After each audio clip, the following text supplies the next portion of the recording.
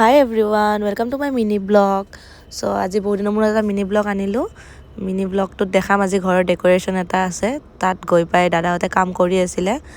আৰু আপোনালোককো যদি বাজেটত মানে কম প্ৰাইজত ঘৰৰ ডেক'ৰেশ্যন লাগে দেন কণ্টেক্ট কৰিব।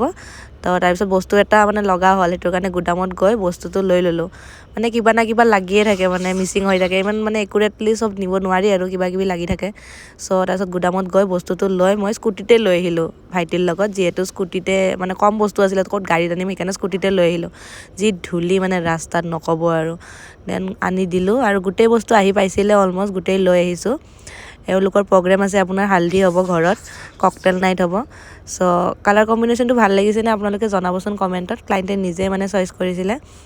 আপোনালোককো যদি ঘৰৰ ডেক'ৰেশ্যন লাগে এনেকুৱা ধুনীয়া মোৰ পৰা, তেন্তে আপোনালোকে কণ্টেক্ট কৰিব পাৰে। বাজেট অনুসৰি মই কৰি দিম যেনেকুৱাকৈ লাগে আপোনালোকক। চ' ডেক'ৰেশ্যনটো গোটেই হৈ নাহিলে আৰু কৰিব লাগিব কালি। চ' তাৰপিছত আৰু ভাইটি আৰু মই ওলাই দিলোঁ। ওলাই কেনে আমি ইয়াতে পূজা হৈ আছিলে, পূজাত খাই কেনে ঘৰলৈ ওলালোঁ। ভিডিঅ'টো শেষলৈ চোৱাৰ বাবে ধন্যবাদ। থেংক ইউ ফৰ ৱাচিং। Tata bye bye.